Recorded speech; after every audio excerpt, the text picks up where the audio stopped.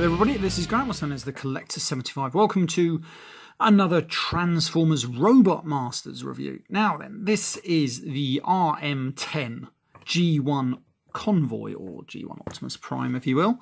Now, I can't remember if I used to have the RM1, the normal Optimus Prime, but I think I may have got rid of that when this guy came out, because this, as you can see, has the more metallic paint. Don't know why I decided with this guy over the other one. Have no idea really. I know this guy did come with, obviously you can see it in the background there, a DVD. So that's probably why I just went with this guy. You can see he does come with a lot of extras. Can't remember if the original one did or not, but this one does come with his little energy axe.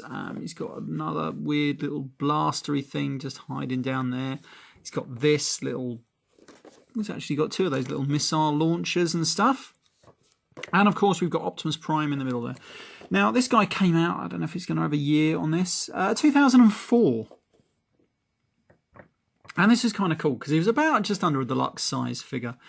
And it was in a way a kind of like a weird mini scaled down masterpiece Optimus Prime, because around that, just before then, we had the first ever masterpiece Optimus Prime. And this guy was based heavily on that design and then scaled down. Let's go to the back of the box. There we go. You can see Beast Megatron there, and then this cool little artwork. I don't know if I'm going to get that in shot there. There we go. You get that artwork of all the figures for the first sort of wave. We've got G1 Optimus Prime there. We've got Beast Megatron, Optimus Primal, Mirage, Jetfire supposedly, G1 Starscream up there, and a few others. And it was a great line, the Robotmasters line. Anyway, right, let's get this fella out of the box. Right, so here we have him out of the box. As you can see, he is quite a nifty little truck. It doesn't come with a trailer or anything. They never made a trailer for this. And just like the MP01, the alt mode is probably where this guy suffers the most. It is very, very disjointed at the front there. You can see his big gaps and everything, and these front wheels are too low down for the rest of the wheels. I've managed to align them up slightly by bending them at the knees slightly, but it's hard to. It doesn't really come out too well on the camera, but he's just too low down at the back here. These front wheels need to be just more tucked up into those wheel arches really. But saying that, who displays these figures in their alt modes? I know I certainly don't. Let me just zoom out a little bit more. There we go. So anyway, so he's okay. He's probably bordering on the basic to deluxe size, probably in the middle. Now, E-Hobby, I don't know if anyone ever remembers E-Hobby. They still make the odd occasional figures, but back then they used to make E-Hobby figures of pretty much anything. Usually in Diaclone colours or black ones like this. And this is the E-Hobby variant of this guy. Now this was just a black Optimus Prime. This is before any black Optimus Prime they used to call Scourge or Nemesis Prime or what have you. He was just a black version of Optimus Prime. And he has his Autobot symbol there and no red windows or nothing. And that was it. Can't remember how much I paid for him, but I'll come back to him in a minute. We'll transform him up in a minute. So he does roll on these wheels and everything. They're just plastic, no rubber or nothing. And it's a nice metallic red used on the alt mode. So to transform it, he is very, very simple and pretty much kind of like the MP01. We just rotate that up slightly. That allows us just enough clearance to maneuver these legs around. And then we're going to rotate him at the hips. Separate the legs. They're just tabbed in. As you can see, he's already come apart.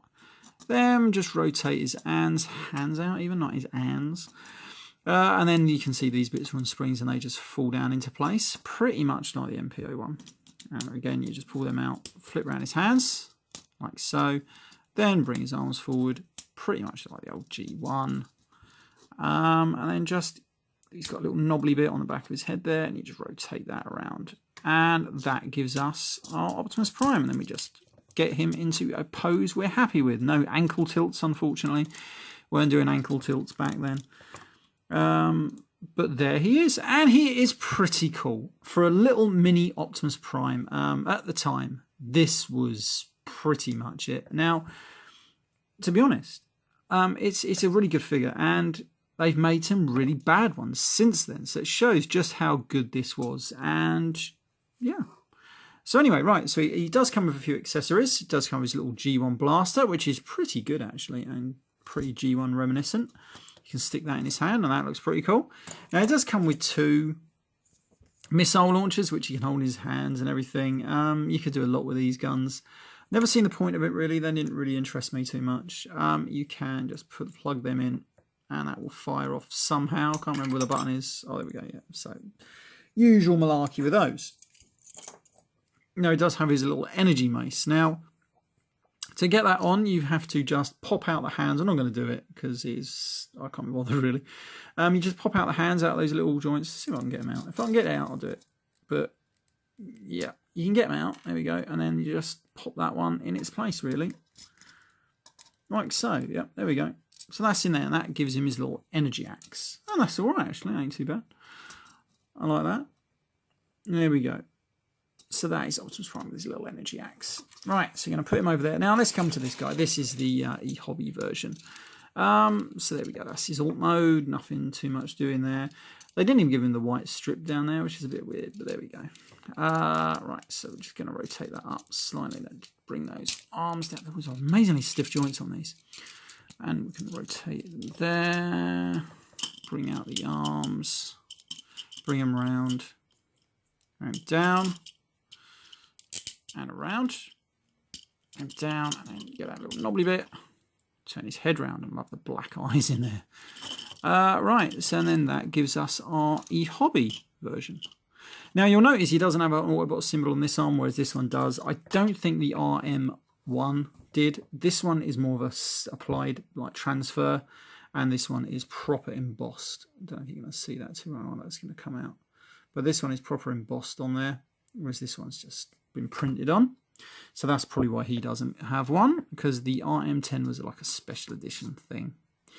He does come with the same weapons, only he does come with one missile launcher, but he does come with a weird piece of armor or something. I can't remember the story behind all that.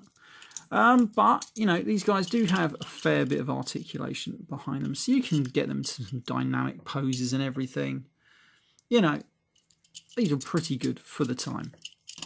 And like I say, there's been some pretty awful figures since then as well, so, you know, you can't go too wrong.